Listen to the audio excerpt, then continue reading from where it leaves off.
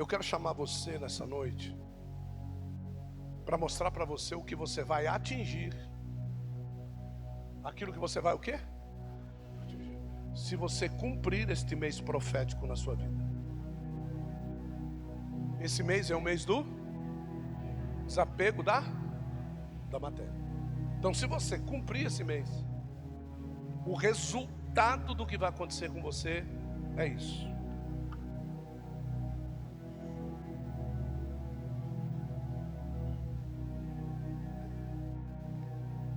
Os 5 níveis de intimidade com Deus.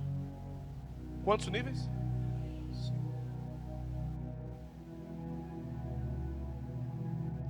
Desde o cântaro de ouro até o cântaro de barro. Então nós vamos ver o que é que Deus faz com a gente, como é que Ele trabalha. Quando você se dispõe a caminhar, se desapegando daqui para se apegar até lá. O pastor Adriano subiu aqui para primiciar, ele me disse: mês de dezembro eu dei a minha primícia. E agora, numa feira que houve, porque trabalha com a empresa dele, servindo a empresas, ele fechou 3 contratos. Então, por que Deus dá 3 contratos para ele e não dá para mim? Né? Um dia marque com o Adriano, um dia marque com o Alexandre. Não marque comigo não, porque talvez você vá pensar que eu quero que você dê dinheiro para mim.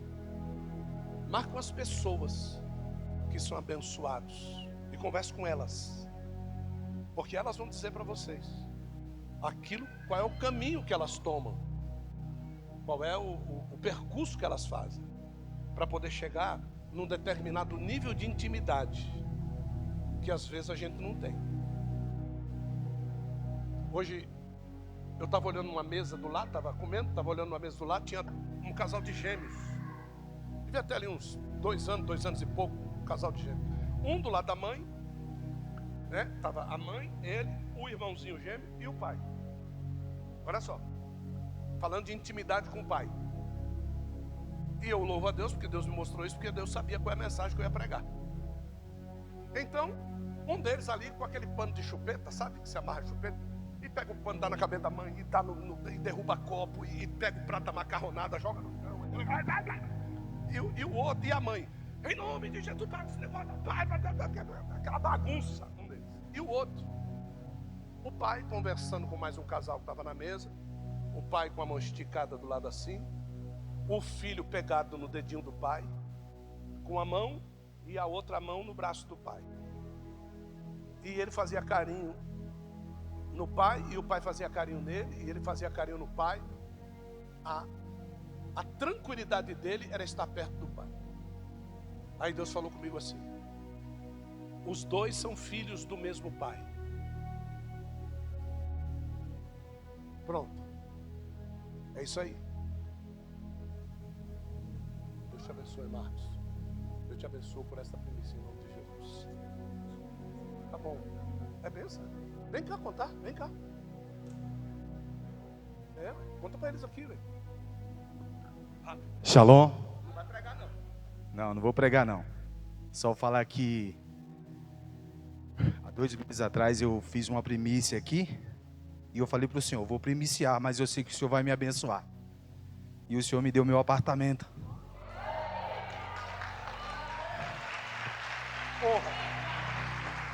E o mais interessante é que aconteceu a mesma coisa com Tom.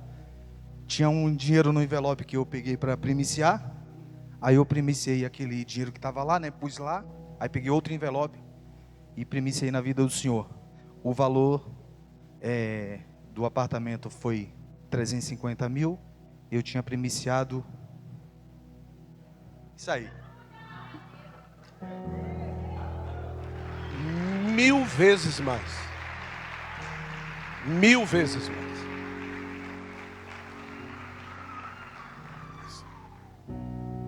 Agora vai aparecer primícia tudo quanto é lado aí. Segunda Crônica.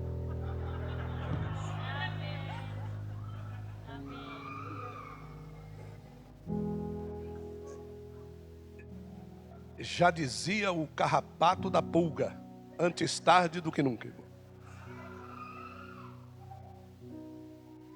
2 Crônicas, capítulo 2. Abra lá.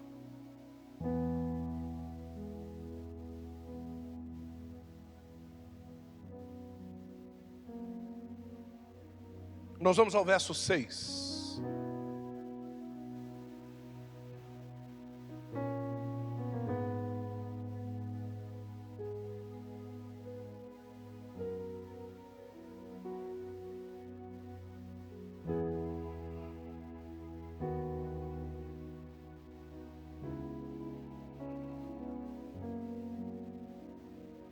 Segunda Crônicas 2, verso 6. Tantos quantos acharam, diga amém. Porém, quem seria capaz de lhe edificar uma casa? Visto que os céus e até os céus dos céus o não pode conter? E quem sou eu? Diga, quem sou eu? Isso. Que lhe edificasse casa, salvo para queimar incenso perante ele? Manda-me, pois, agora um homem hábil para trabalhar em ouro, em prata, em bronze, em ferro, em púrpura, em carmesim e em azul, e que saiba lavrar ao buril, juntamente com os peritos que estão comigo em Judá e estão comigo em Jerusalém, os quais Davi, meu pai, preparou. Manda-me também madeiras de cedro, de cipreste e algumins do Líbano, porque bem sei eu que os teus servos sabem cortar madeira no Líbano, e eis que os meus servos estão com os teus servos. E isso para prepararem muita madeira, porque a casa que estou para fazer há de ser grande e maravilhosa. Verso 10. E eis que a teus servos, os cortadores, que cortarem madeira, darei 20.000 coros de trigo malhado, 20.000 coros de cevada, 20.000 batos de vinho e 20.000 batos de azeite. Só até aqui. Quando buscamos conhecer mais a Deus, percebemos que há certos níveis de intimidade que nós podemos ter com Ele. Deus nunca revelará um nível de intimidade sem que o nível anterior tenha sido cumprido e passe a ser um estilo de vida. O cristianismo não é religião, é estilo de vida. Eu acredito que você até mesmo já tenha perguntado: como eu vou ter mais intimidade com Deus? Ou como desenvolver uma intimidade mais profunda com Deus? Na Bíblia a gente consegue enxergar, assim como nesse texto, você pode não ter enxergado. Mas por que é que talvez eu agora vá abrir os seus olhos? É porque eu já cheguei num nível que eu consigo abrir os olhos daqueles que vêm atrás. E é justamente por isso que Jesus diz: aquele que quiser vir após mim, ele vem, porque Jesus vai abrindo os caminhos. Quando nós olhamos o Salmo de número 23, a gente vê um pastor que vai à frente, ele não vai atrás. Nós vemos um pastor que vai preparando caminho, que vai guiando as ovelhas, que vai retirando-a dos perigos, vai livrando-a dos lobos. Em Jeremias no capítulo 29, em Isaías no capítulo 65, em Tiago no capítulo 4, nós vemos textos muito claros a respeito de intimidade. Aqui nesse texto, que eu acabei de ler, 2 Crônicas capítulo 2, do 6 ao 10, nós vemos alguns itens elencados que nos chamam a atenção. Repete comigo, diga ouro, diga prata, diga bronze, diga púrpura, diga carmesim, diga azul, diga lavrar ao buril. Isso, diga cedro, Diga cipreste. Diga algumins. Diga do Líbano. Tudo isso são itens que estão elencados dentro desse texto. E que eu preciso saber o que está acontecendo aqui. Porque aqui existe uma pessoa que quer construir, mas não tem material. Então eu vou dizer para você, você sabe qual é a grande dificuldade da igreja? Falta de material. O problema não é falta de pessoas. Igreja cheia de pessoas, está assim por aí. Agora, igrejas que se tornam material catalogado para construir alguma coisa para Deus, aí está difícil. É por isso que ele está pedindo ajuda para fora. Quando nós falamos de ouro, de prata, de bronze, de ferro, nós estamos falando de material de estrutura e embelezamento. Não se coloca uma fechadura de ouro no portão de fora, no portão da rua. Não se coloca uma porta de ferro na entrada do quarto. Você precisa saber que os materiais, por mais divergentes ou diferentes que sejam, cada um deles tem a sua concepção. Você foi trazido para ser usado na construção do corpo de Cristo. E dentro da construção do corpo de Cristo, não adianta você, como ferro, querer fazer parte da retina dos olhos da igreja. Por quê? Então, aquele material que é de fácil manuseio, de fácil trabalho, você há de convir comigo que ele vai ficar mais próximo.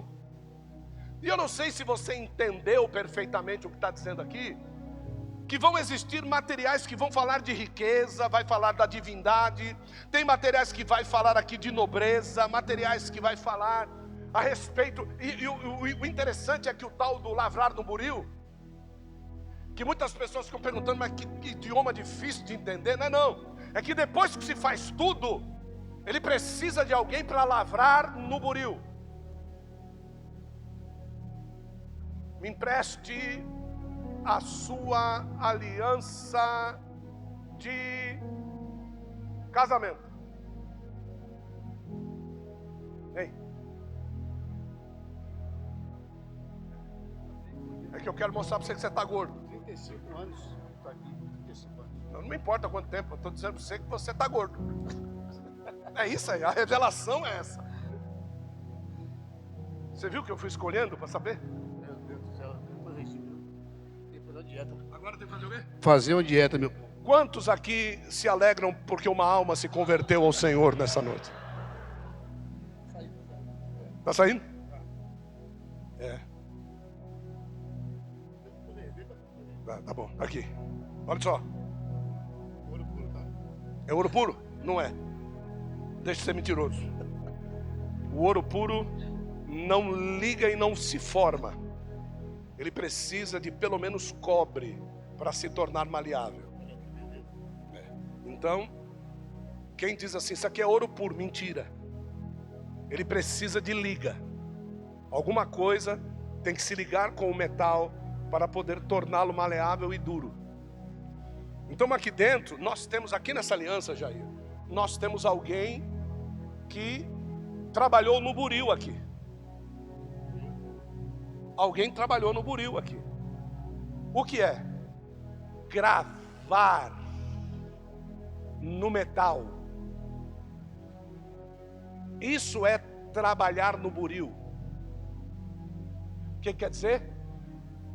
Que quem se torna maleável às mãos de Deus recebe dele uma marca que te identificará aonde quer que você vá. Por isso que ele disse: preciso de lavradores do buril. Por quê? Porque esta obra que eu vou fazer não é minha, é para gravar o nome dele nessa obra. Ouça.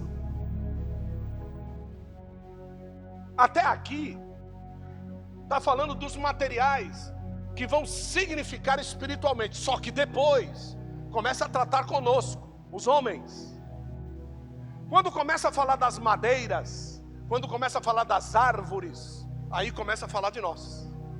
Árvore na Bíblia, homem.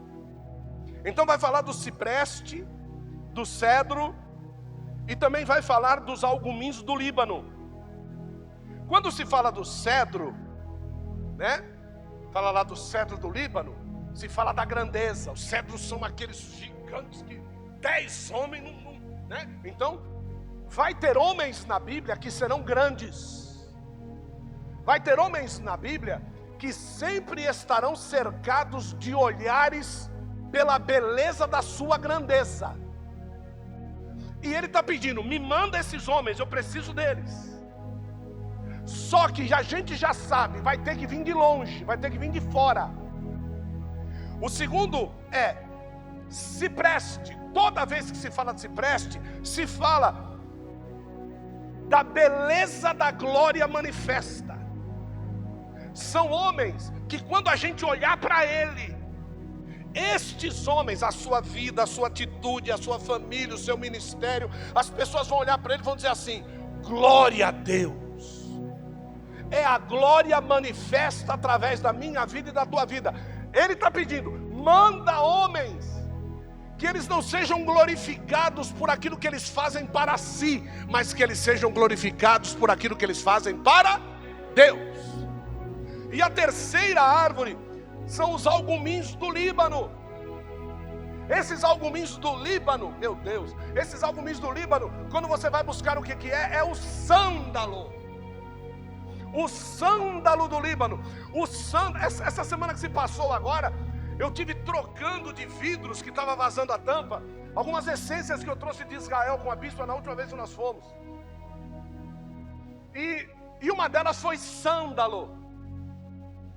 Irmão, quando eu abri aquele vidro, a sala ficou toda cheirando. Eu não saí passando em todo lugar. É a essência do sândalo.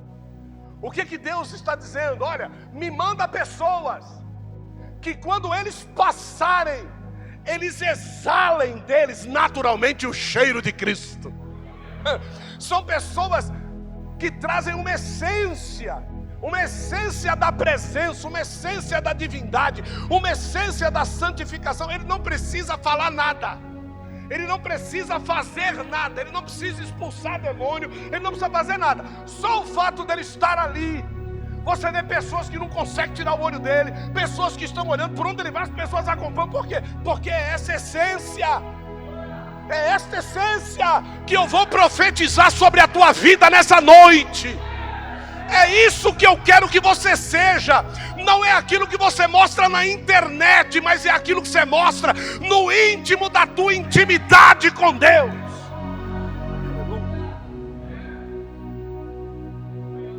Em Jeremias no capítulo 29, no verso 11.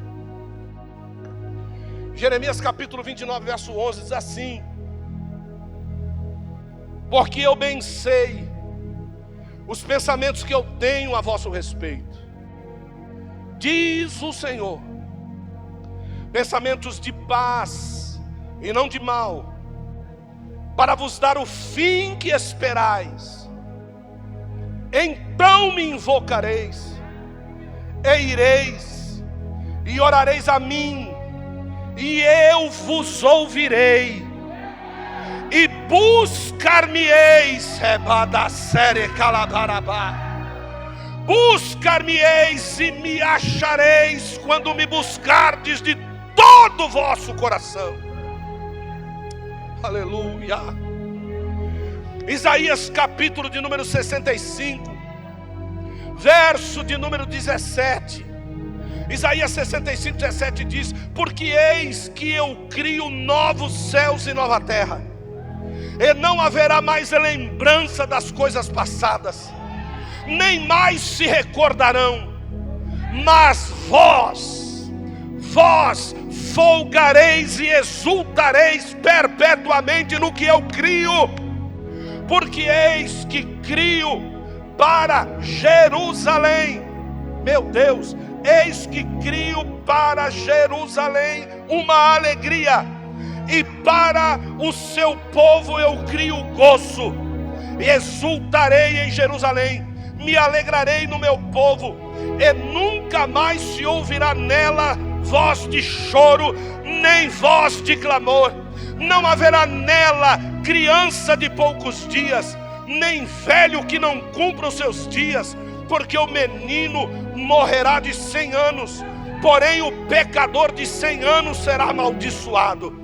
E edificarão casas, recebe aí, as habitarão, plantarão vinhas e comerão o seu fruto.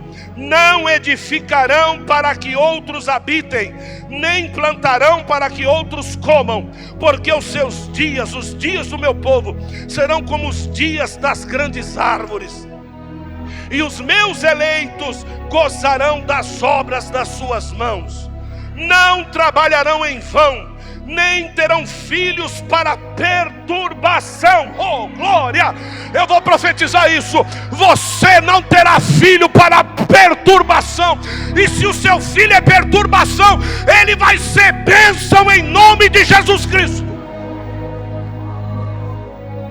Não terão filhos para perturbação, porque são a posteridade bendita do Senhor, e os seus descendentes estarão com eles. E será que antes que clamem eu responderei, estando eles ainda falando eu os ouvirei. O lobo e o cordeiro se apacentarão juntos, e o leão comerá palha como boi, e pó será a comida da serpente. Toma lá, Satanás. Não farão mal e nem dano algum em todo o meu santo monte. Levante a mão. Diz o Senhor.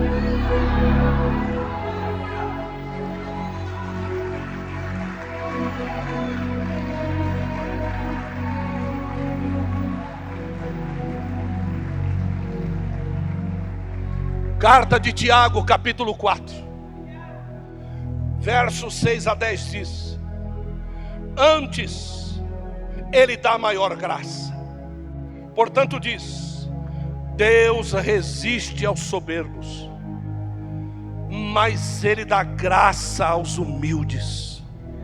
Sujeitai-vos, pois, a Deus, resisti ao diabo, e ele fugirá de vós. Chegai-vos a Deus, e ele se achegará a vós. Limpai as mãos, pecadores, e vós de duplo ânimo purificai os corações. Senti as vossas misérias, lamentai e chorai. Converta-se o vosso riso em pranto, e o vosso gozo em tristeza. Humilhai-vos perante o Senhor, e ele vos exaltará.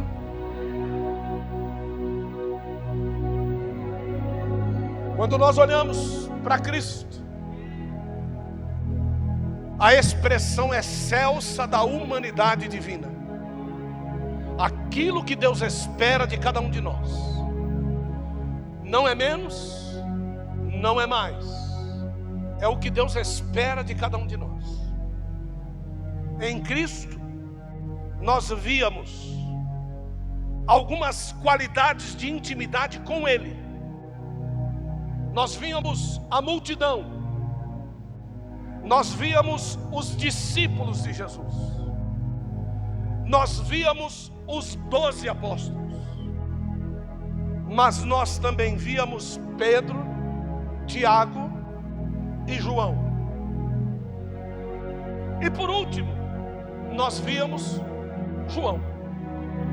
Então, se isso acontecia com Cristo, é isso que existe na igreja, e é isto que Deus enxerga em nós. Ou Ele vai enxergar em nós a multidão, ou Ele vai enxergar em nós os discípulos que vivem aprendendo, ou Ele vai enxergar em nós os apóstolos que começam a ensinar o que aprenderam, ou Ele vai enxergar em nós Pedro, Tiago e João, que Ele confia que vai ouvir palavras que os outros ensinam e não ensinam por completo, ou eles do céu vão enxergar em nós João, que se desapega de tudo e põe a sua própria vida em risco ao pé da cruz. e que pelos outros é chamado de louco, porque os outros se escondem para não ir para a cruz. E João se entrega ao pé da cruz dizendo: que se lasque, que se lasque. Eu não quero saber se vão cortar minha prebenda, eu não quero saber se vão cortar a minha casa, não quero saber se eu vou ser demitido, eu quero saber que eu quero estar ao pé da cruz. Quero estar ao pé da cruz, onde rica fonte chove santa salutar.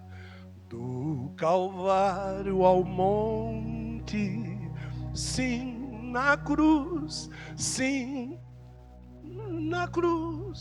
onde me glorio, e enfim vou descansar, salvo além do rio, ao pé da cruz.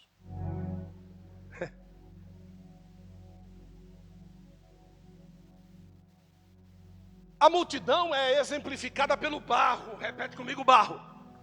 Diga barro. Não, está fraco, diga barro. Isso. Esse é o primeiro nível de todos. É o nível onde a nossa intimidade com Deus quase não existe.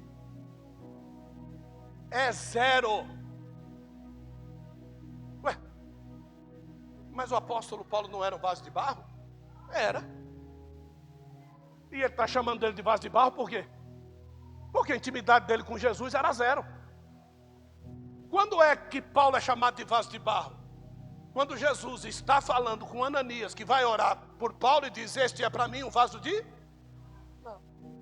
Porque não tem intimidade. Agora veja o que os outros dizendo: eu sou vaso de barro. E é mesmo. Quando Jesus exerceu o seu ministério de 3 anos aqui na terra, multidões se reuniam para serem curadas por ele, para ouvirem as suas palavras. Essa grande multidão mal o conhecia. Se dizer que a multidão que recebeu pão e peixe naquele milagre conhecia Jesus é mentira. Alguns até vieram a idolatrar o garçom que o servia. Os apóstolos que levam comida. Às vezes você vai levar uma cesta básica na casa de uma pessoa, você se torna o Jesus dessa pessoa. Algo que nós nunca deveríamos fazer. Algo que nós deveríamos desaparecer. Quando nós fôssemos representá-lo. Quando nós fôssemos falar no seu nome, quando nós fôssemos levar aos céus a súplica por alguém que necessita de uma intercessão. Porém, essa grande multidão estava somente impressionada com o que Jesus fazia. Alguns de vocês são convidados para vir à igreja porque ficam impressionados com o que ouvem, ficam impressionados com o milagre, ficam impressionados com os testemunhos.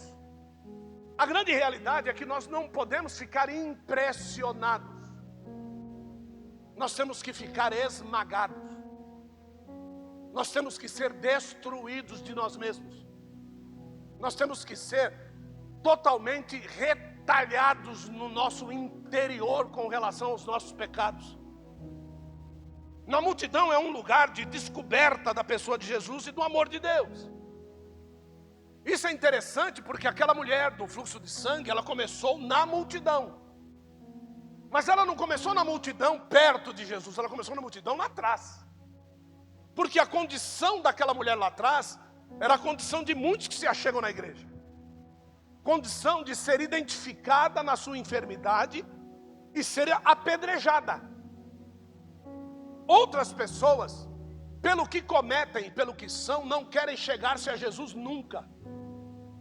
Então é necessário que os seus pecados as tragam até a presença de Jesus. Que é o que aconteceu com a mulher que foi pega no ato do adultério. O adultério dela trouxe ela até Jesus.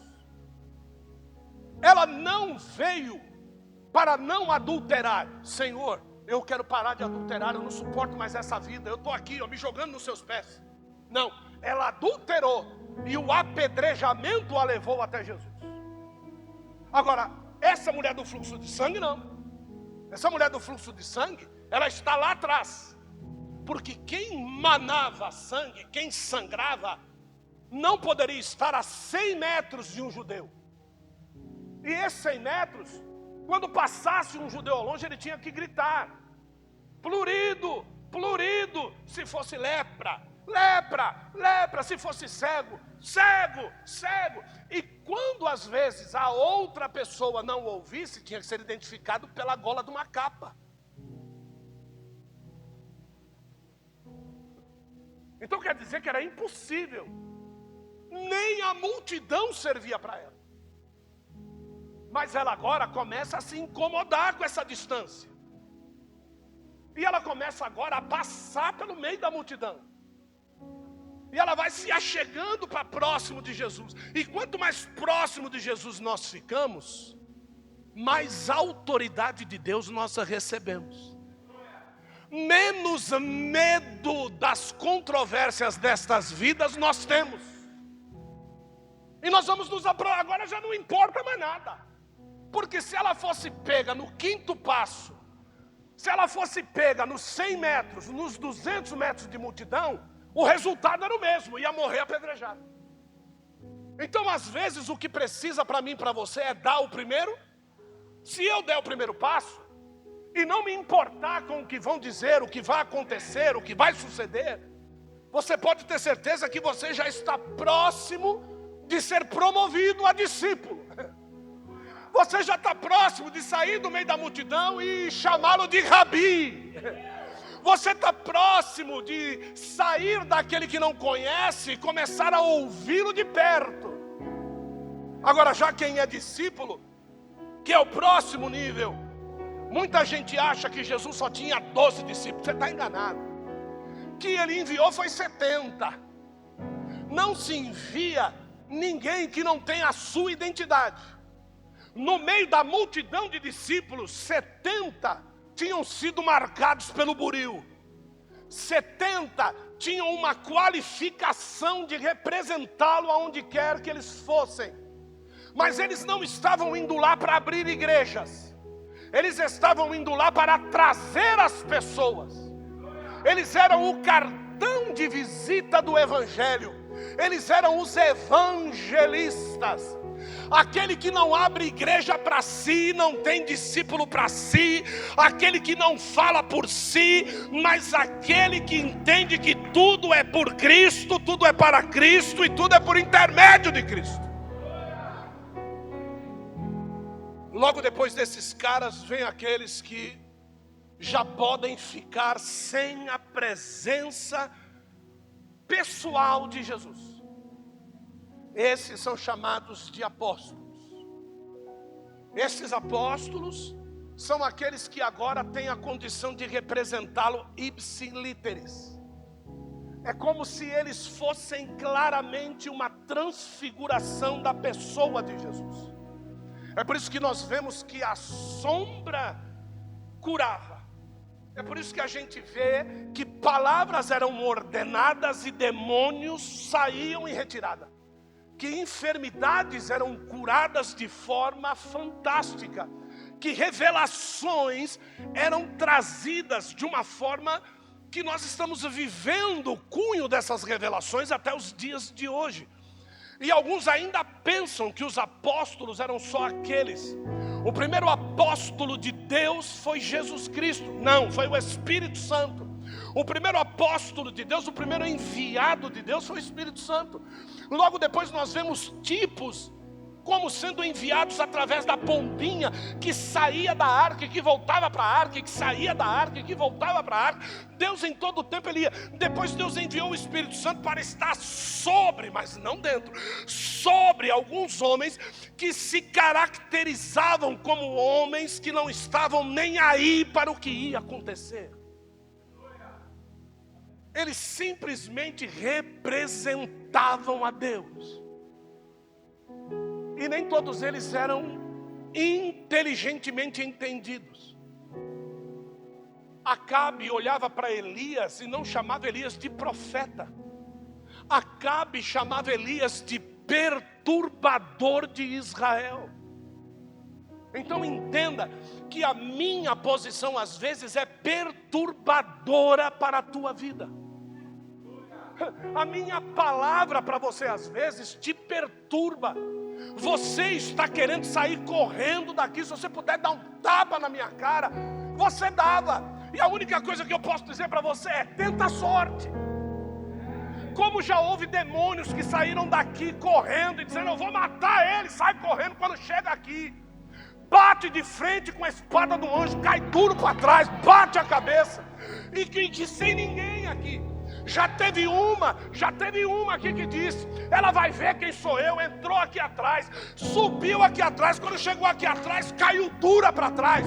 Tivemos que chamar o SAMU. Saiu daqui de maca, carregada para o hospital. Porque quem representa a Cristo tem a autoridade dele na vida, rapaz. Eu não estou contando história da caronchinha. Eu quero te tirar do meio da multidão e quero te aproximar do trono da graça nessa noite.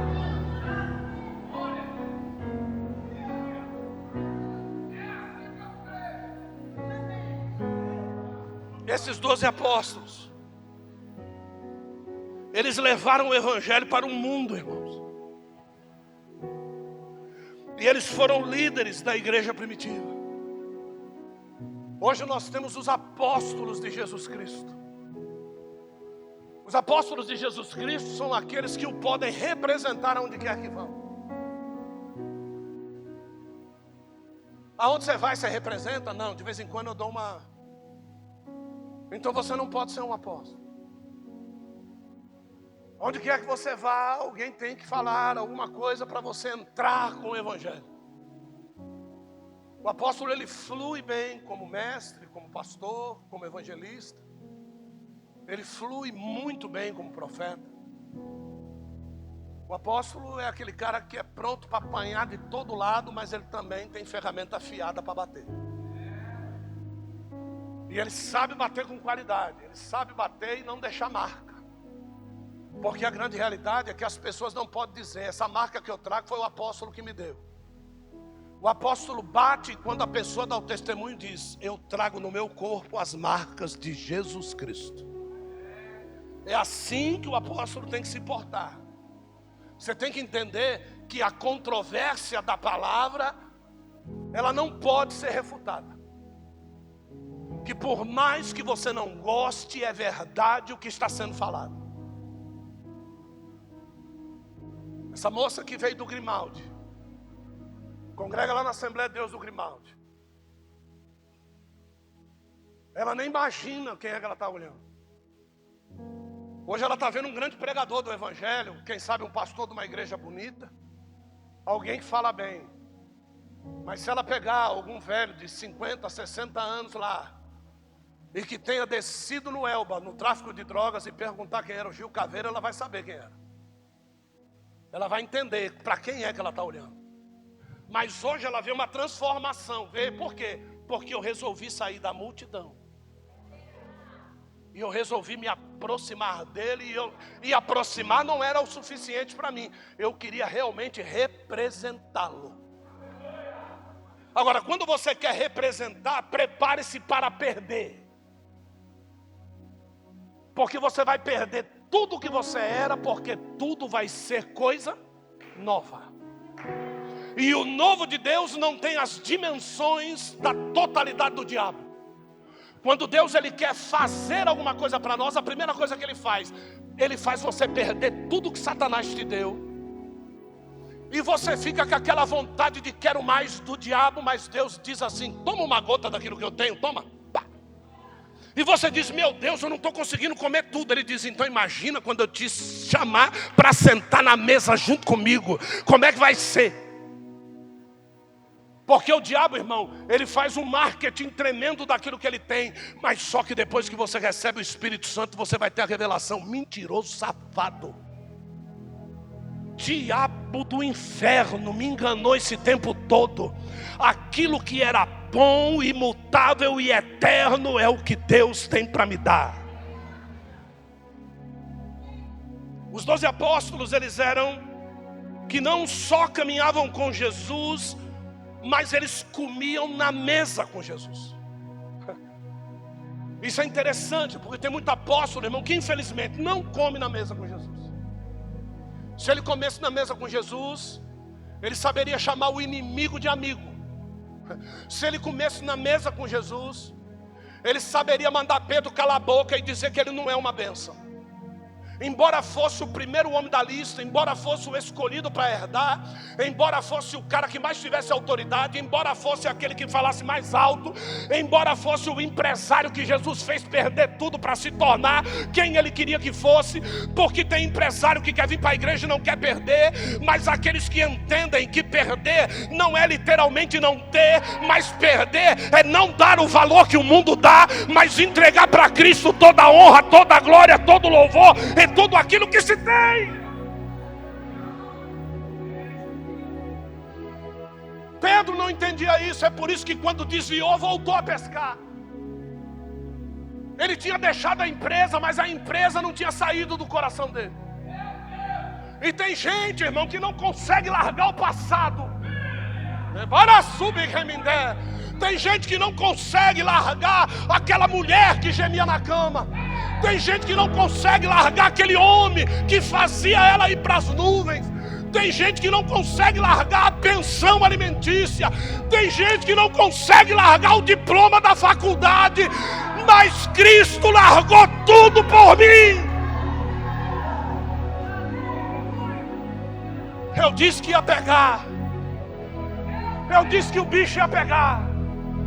Tem gente que prefere viver amasiado do que ser casado, porque não quer largar o amor da cama.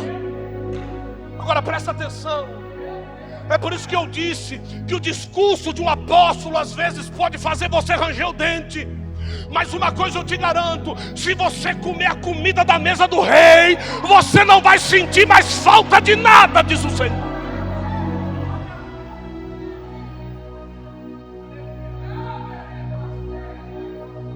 No meio dos 12, Jesus escolhe Pedro, escolhe Tiago, escolhe João.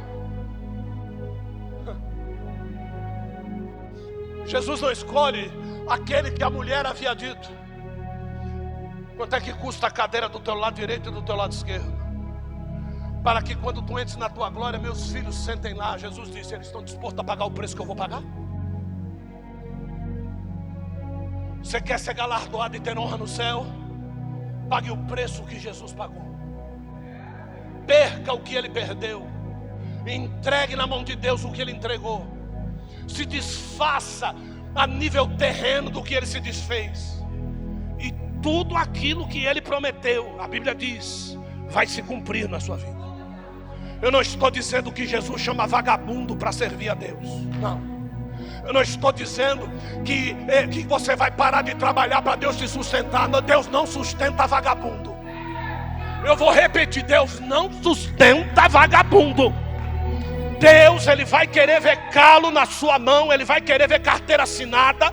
Deus, ele vai querer ver escola feita. Ele vai querer ver diploma na parede, para depois ele dizer: nega tudo por mim. Porque se você não tiver nada disso, você vai negar o quê? Você vai trocar os 6 por meia dúzia, irmão? Presta atenção no que eu estou lhe dizendo. Nessa mesma época, no ano que vem, eu não sei se eu vou estar aqui. Mas para mim, é como se eu não fosse estar aqui amanhã. Tudo que eu tiver que fazer, eu vou fazer agora. Tudo que eu tiver que pregar, eu vou pregar agora. Toda a verdade que eu tiver que te dizer, eu vou dizer agora, para que não fique uma vírgula para trás e eu seja cobrado dela. Então as minhas oportunidades são muito bem observadas. Eu não pergunto para Deus se vai ter oferta. Eu não pergunto para Deus quanto deu o seminário, quanto tem na conta da igreja. Pergunto para essa mulher aqui se eu sei quanto tem na conta da igreja. Pergunto para ela Pergunte para ela se eu sei entrar na conta da igreja. Pergunte se eu tenho cartão da igreja no meu bolso. O que eu quero lhe dizer é: eu não sou movido pelo que a igreja pode me dar. Eu sou movido pelo que Cristo pode me dar. Você precisa entender isso e você vai viver o que eu vivo. Você vai pregar e almas vão se converter. Remando sebe calabaracel. Você vai entender os mistérios revelados de Deus. E você vai ter a autoridade do Espírito Santo para profetizar. É isso que eu quero que você seja. É isso que eu quero que você tenha. Pedro, Tiago e João eram escolhidos. Vamos. E em todas as vezes eu não vi nenhum deles dizer assim: hoje não dá. Então Pedro, Tiago e João chegam numa hora que, se o mestre chamou, está chamado. A multidão não é assim. Os 12 não são assim. Olha o que Tomé disse. Olha o que Pedro disse. Olha o que Judas fez.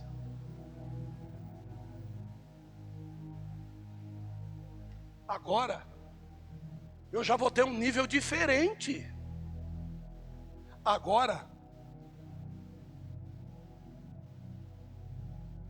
eu estou sendo chamado para ser guardião do mestre. Eu estou sendo chamado para vigiar por ele. Jesus não pediu isso para os 12. Jesus não pediu isso para os discípulos. Jesus não pediu isso para a multidão, Alberes. Tem que ter pessoas que vigiem pelo mestre.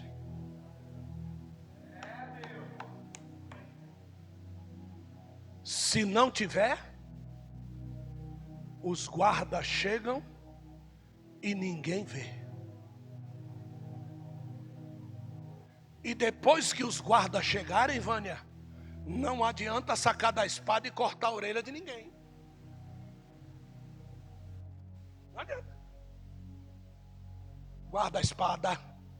Guarda a espada. Porque aquele que fere com a espada, é pela espada que será. Se tu não vigiou na oração, quer vigiar na espada? Como assim, irmão? Você quer sentar o rei nos outros na palavra, e no culto de oração você não vem? Que é isso aí, velho?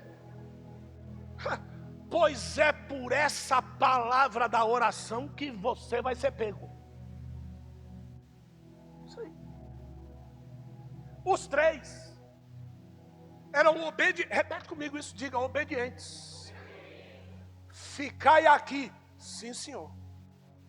Eu vou ali, sim senhor. É isso. Fique aqui. Não, é que hoje eu tenho. Não tem problema, pode ir. Viu? Tem lugar que você está valorizando mais do que quando você precisar. Jesus vai te mandar buscar. Vai buscar lá. Porque quando eu te chamei para vir aqui, você não podia. Quando eu quis que você estivesse aqui, você tinha coisas mais importantes lá. Então, agora lascou lá, vá te virar. Aqui eu cuido de quem aqui está. Eu disse que não é fácil. Quer ser cuidado? Quer ser cuidado, Marcelo? Tem que estar no alcance da mão. Se esforçou? É assim que tem que ser. Quer ver? Quer ser cuidado, Marcelo? Isso. É no esforço da mão. Tá? Tá, filho. Fica à vontade. Quer ser cuidado, Marcelo?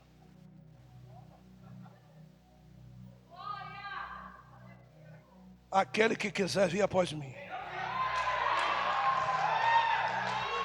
tome a sua cruz.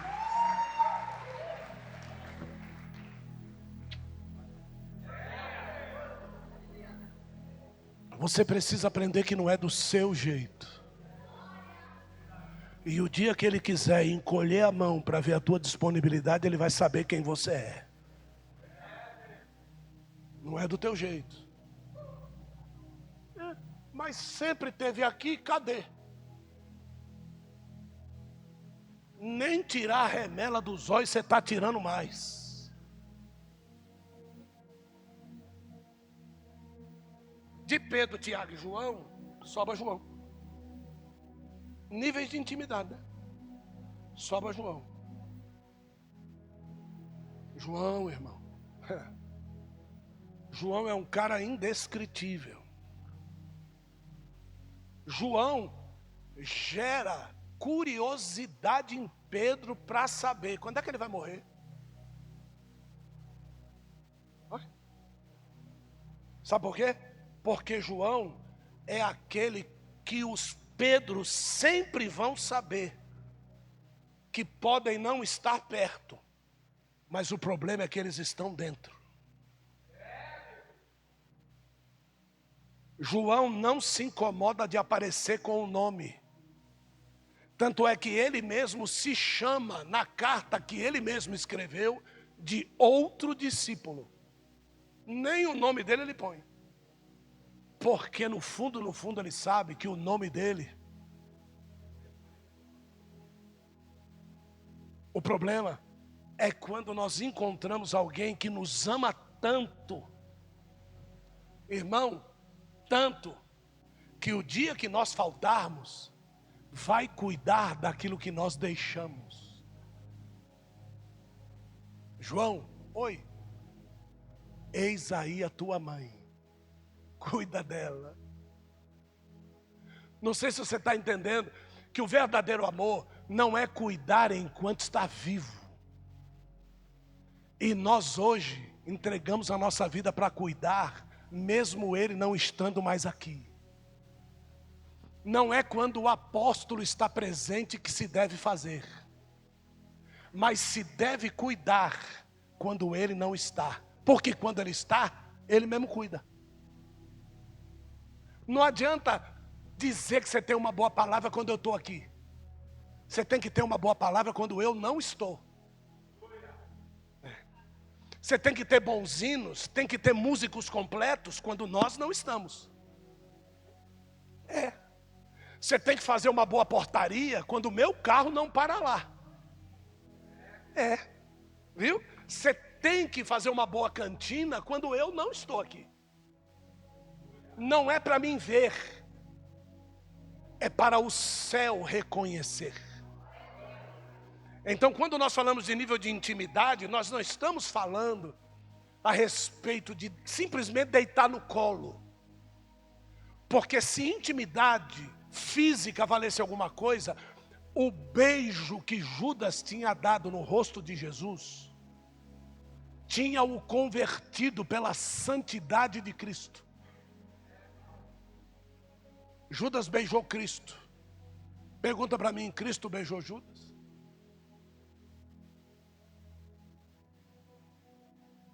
Porque a rema transformadora não está no beijo. A rema transformadora está na palavra. Eu nunca vi um beijo curar ninguém na Bíblia, mas eu vi uma palavra. E ele disse, amigo. Embora o beijo fosse o fracasso da mentira, da traição, o que Jesus recebeu não foi traição. O que Jesus deu para ele foi a palavra, amigo. E o que eu te dou hoje não é nada mais do que isso. A palavra. Um dia o rei Davi levanta cedo e diz assim, existe alguém ainda na família de Jonatas que eu possa fazer alguma coisa de bem para ele? Alguém disse, tem lá um tal de Mefibosete, filho de Jonatas. Traz ele aqui. Mas ele é manco. Numa das invasões da terra, a moça que o segurava deixou ele cair de cima, ele quebrou a perna, ficou manco. O que aquela pessoa quis dizer ele é imundo. Segundo a lei, ele não pode estar aqui, Davi. Davi disse para ele assim, busca ele lá. Onde é que ele mora mesmo? Lodebar. Tira ele de lá, traz ele para cá. Porque o grande problema não é ser manco, o grande problema é estar na terra do esquecimento. Quer não ser esquecido?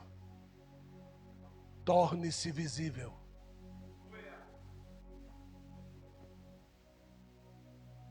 Por que Davi não sabia dele? Porque ele estava fora da visão. Quando trouxe ele e ele entrou, a palavra de Davi foi, vai sentar comigo na mesa. Quer sentar com a tua liderança na mesa? Torne-se visível. Visível.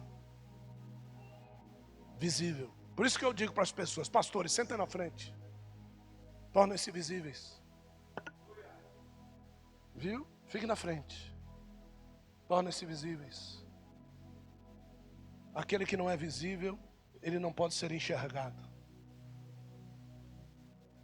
Quando Deus quer te ver, Ele te vê pelo olho da sua liderança. Quando você estiver numa igreja, que a liderança de outra igreja te abençoar e a tua liderança não tiver visto a necessidade de você ser abençoado, duas perguntas você precisa fazer. O que essa liderança quer ultrapassando a liderança, a autoridade da minha liderança? Segundo, por que a minha liderança não viu a necessidade de eu ser abençoado? Talvez porque você é mais visível lá do que aqui. Talvez porque você ajude mais lá do que aqui. Talvez porque você seja mais verdadeiro lá do que aqui. Por isso que aqui não te abençoa. Quando nós estamos sendo convidados, deixa eu descer. Quando nós estamos sendo convidados para vir para esta mesa, nós estamos sendo convidados para sentar do outro lado. E nós não devemos ocupar os primeiros lugares. Porque pode ser que chegue alguém mais importante do que você e você seja solicitado a levantar para dar lugar para outro. Agora, quando o teu líder te convida, senta nos primeiros lugares, é porque o teu líder já sabe que não vai ter ninguém mais importante do que você para se assentar no lugar onde ele te convidou para sentar. Então, quando ele nos chamar para nos assentarmos na mesa, não adianta você dar uma de hipócrita e dizer, pode deixar que eu sirvo, Jesus. Para que você não ouça, tu não me serviu a vida toda e agora aqui na glória você quer me servir. Tu subiu pela misericórdia, não foi porque você me serviu bem. Nós precisamos entender plenamente isso. E eu estou dizendo isso para que você se desfaça de tudo isso que você acha que você faz bem. De tudo isso que você acha que você é o cara. E eu estou fazendo isso comigo, irmãos. Eu posso dizer a cada um de vocês, a cada dia que passa, Deus ele me torna menos susceptível à vida. Cada dia que passa é como se os céus dissessem para mim, menos um, Gilson.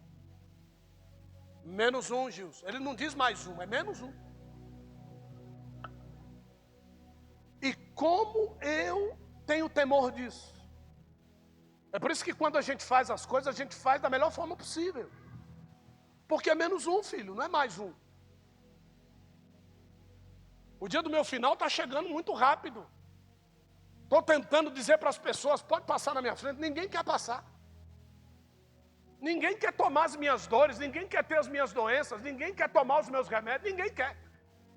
Não, apóstolo, pode ficar, seja abençoado.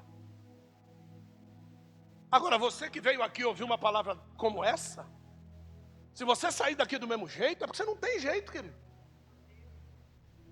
Pode esquecer, velho, esquece. Uma palavra como essa aqui, É para você tomar rumo de uma vez por todas na sua vida.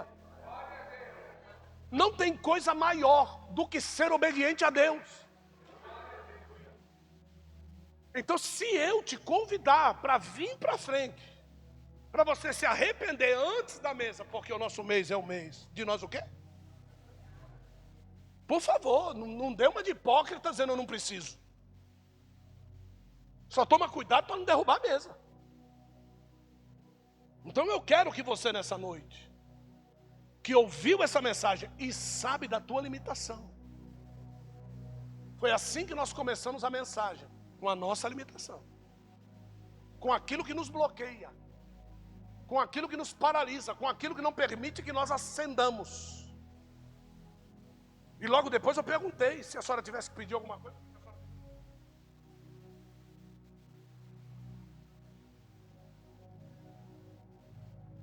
Tem gente que entra na igreja pedindo cura e sai da igreja pedindo um carro zero.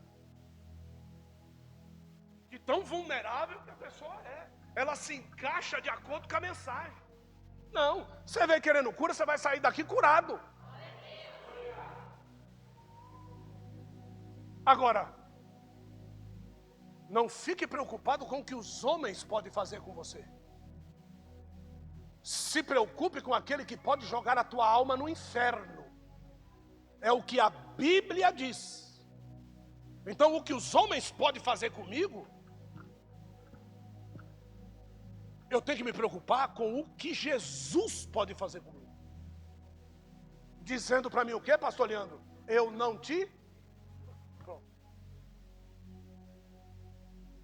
Então agora, antes da ceia, levanta do teu lugar e vem para cá. Aqui, ó. Nós vamos orar por você. Você que precisa. Você que é Pedro, que é Tiago, que era os 11, que era a multidão. Você que é João, não. João pode ficar sentado. João fica sentado aí, não sabe vir não. Fica aí tranquilo. Chegar. O resto, irmão. O restante do povo que nem nós assim. Eu já apanhei hoje à tarde na palavra.